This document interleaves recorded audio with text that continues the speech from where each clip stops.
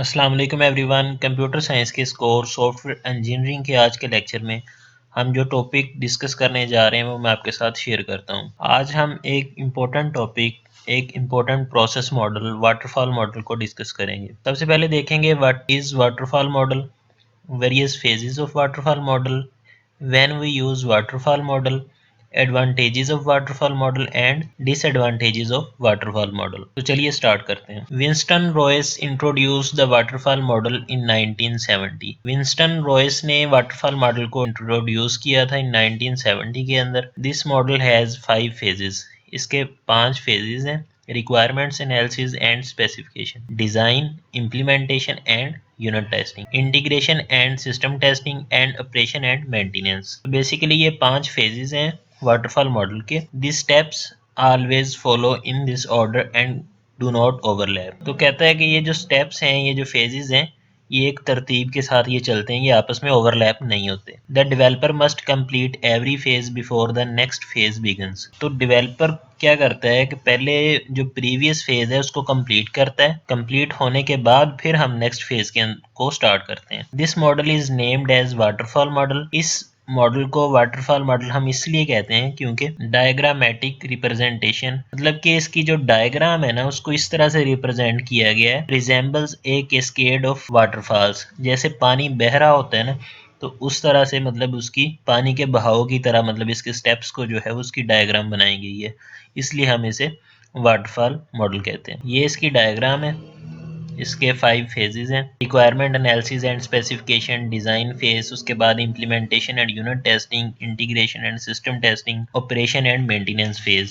सबसे पहले हमारे पास है requirements analysis and specification phase. Requirements analysis और स्पेसिफिकेशन फेज में अमूमन हम बात करते हैं कि जो रिक्वायरमेंट्स होती हैं किसी प्रोडक्ट की, उसको डिस्कस किया जाता है। The aim of this phase is to understand the exact requirements of the customer and to document them properly। तो बेसिकली क्या है कि जो कस्टमर की रिक्वायरमेंट्स हैं उनको समझा जाता है यहाँ पे, और उनको डॉक्यूमेंट मतलब उनको राइट डाउन कर लिया जाता है properly. Both the customer and software developer work together. अब कस्टमर और दूसरी साइड पे जो डेवलपर होता है, सॉफ्टवेयर डेवलपर, वो इकट्ठे काम करते हैं। So as to document all the, ताकि जितने भी फंक्शंस हैं प्रोडक्ट के, सॉफ्टवेयर के, जिसको हमने डेवलप करना है उसके प्रॉपरली डॉक्यूमेंट कर सकें, उसकी परफॉर्मेंस को and interfacing requirement of the software. Product का जो सॉफ्टवेयर का इंटरफेस होता है, उसकी जो रिक्वायरमेंट्स हैं उनको डिस्कस कर सकें। It describes the what of system to be produced. ये बयान करता है कि सिस्टम क्या है, मतलब क्या हम प्रोड्यूस करने जा रहे हैं।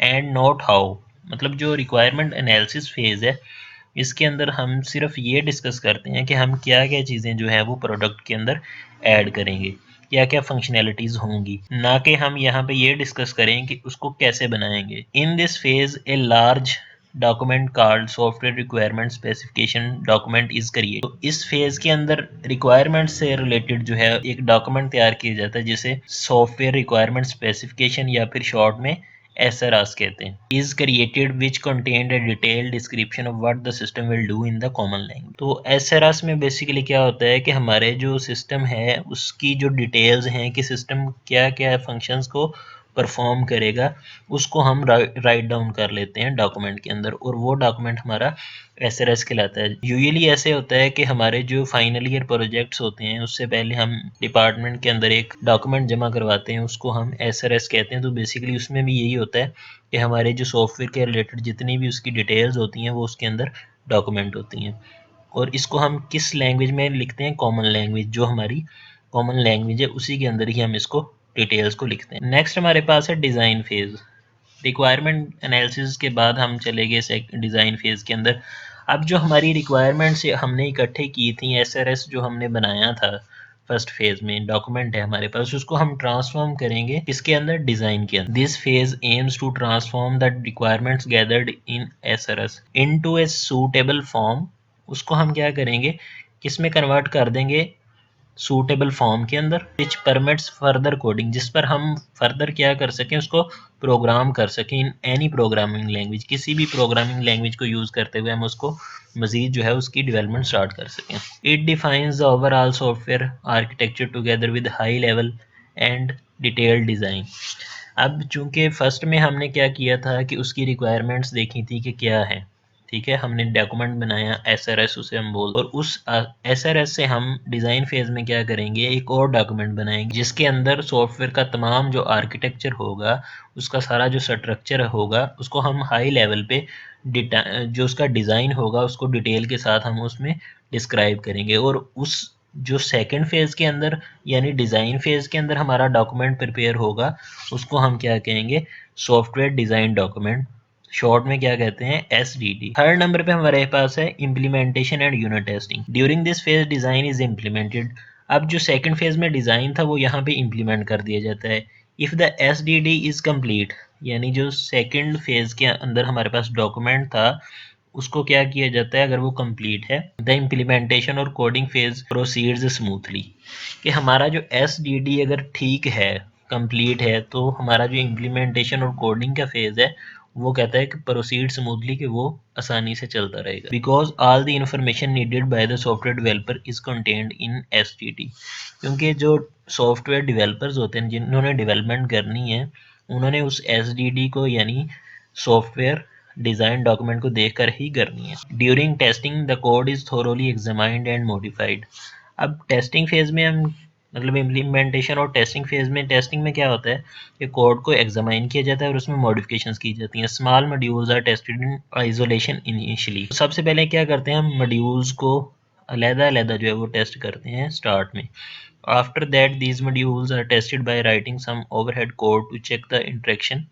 फिर हम क्या करते हैं कि कुछ हम कोड लिखते हैं उनको चेक करने के लिए, फिर उनकी जो इंटरेक्शन होती है मॉड्यूल्स की आपस में, and flow of intermediate output, और फिर देखते हैं कि हमारी आउटपुट क्या आती है उनकी इंटरेक्शन मॉड्यूल्स के आपस में इंटरेक्शन के बाद। फोर्थ पे हमारे पास है integration and system testing.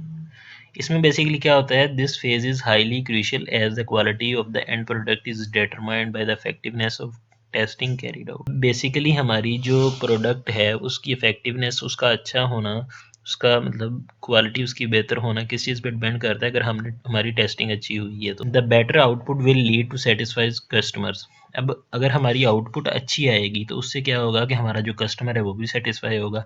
Lower maintenance cost, हमारी अगर मेंटेनेंस कॉस्ट कम होगी एंड एक्यूरेट रिजल्ट्स, अगर हमारी क्या था कॉस्ट कम होगी और रिजल्ट हमें अच्छे मिलेंगे।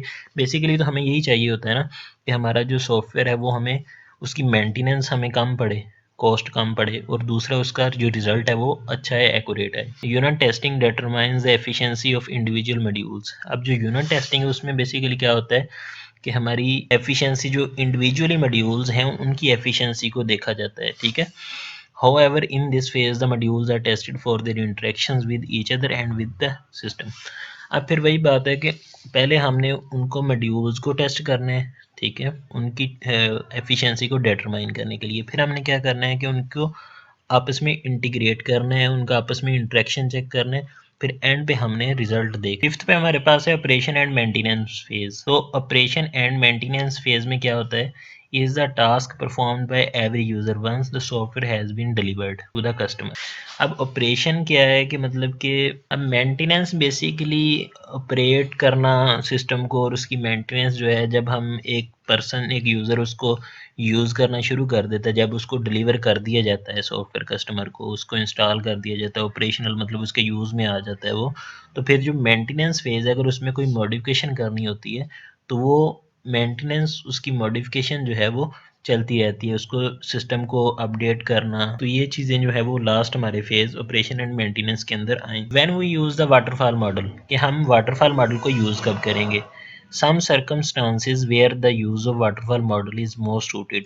मतलब कहता है कि ये कुछ ऐसी कंडीशंस, ऐसे हालात हैं, ऐसी सिचुएशंस हैं जहाँ पे हम वाटरफॉल मॉडल को यूज़ करेंगे। When the requirements are constant and do not change regularly. मतलब जब हमारी जो रिक्वायरमेंट्स हैं, यूज़र की जो रिक्वायरमेंट्स हैं वो चेंज ना हो रही हों, मतलब हमें पता है कि हमने जो रिक्वायरमेंट्स डिफ़ाइन कर दी हैं, कस्टमर ने जो रिक्वायरमेंट्स बता दी हैं वही हैं, चेंज नहीं होंगी, तो वहाँ पर वाटरफॉल मॉडल जो है वो बेस्ट है। Project is short.